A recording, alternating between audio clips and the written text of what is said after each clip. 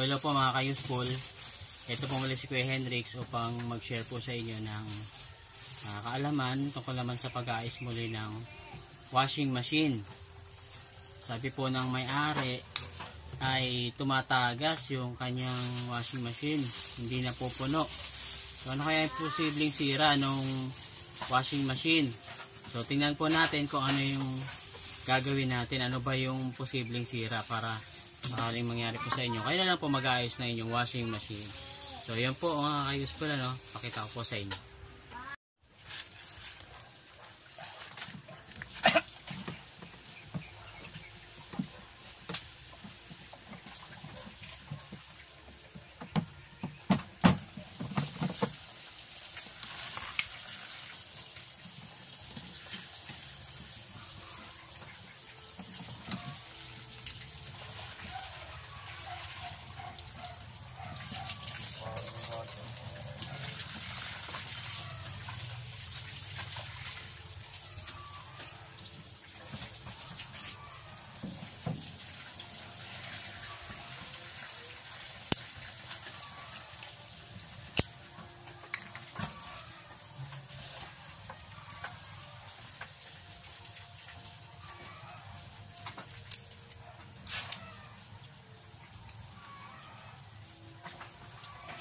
So yan po, nakita po natin yung spring.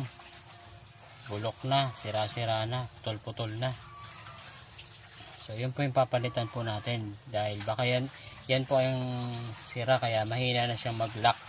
Hindi niya na nasisil yung tubig. So kaya tumatagas po yung washing machine. Yan po, durog-durog na siya. Durog-durog na spring. Yan. Yan po. Mga bumabara. Ayan.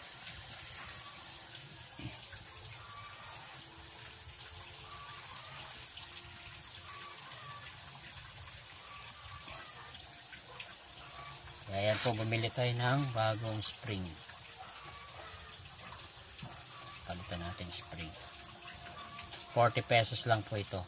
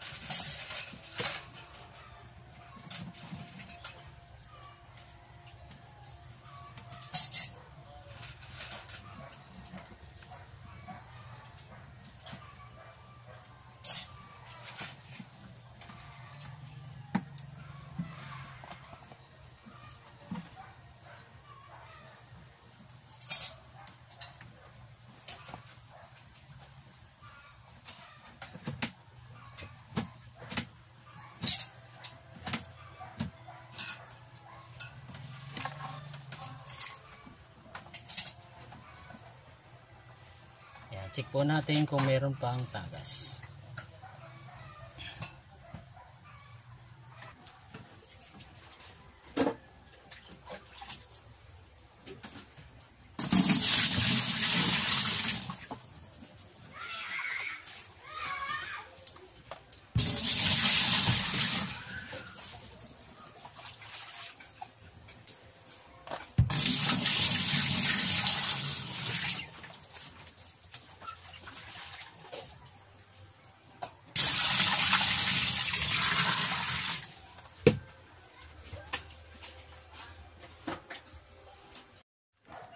So ayan po mga ka-useful, dahil tinest po natin kanina yung paglagay ng tubig, meron pa ring tagas.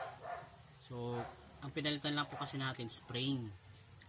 So ngayon po bumili na ako ng rubber. Ito po rubber niya.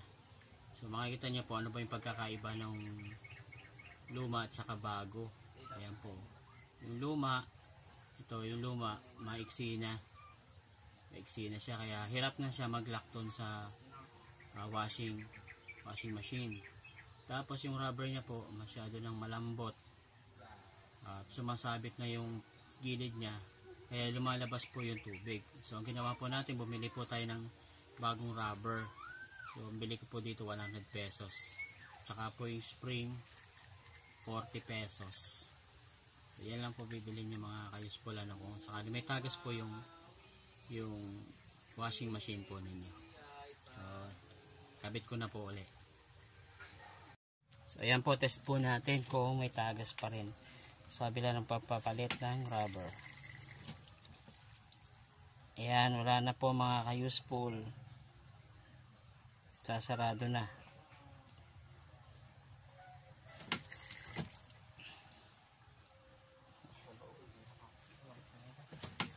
Hindi na po blackheads ko. Ayan ito. Hindi pa naman nag-open. Hindi ko napakalina. Bulok po pala papasit po niya eh. Ha? Bulok sa po. Ito napakalinaw po. So ayan po, dahil po ito luma na, putol na yung dulo, pinalitan na rin natin ito ng bago. Ito po.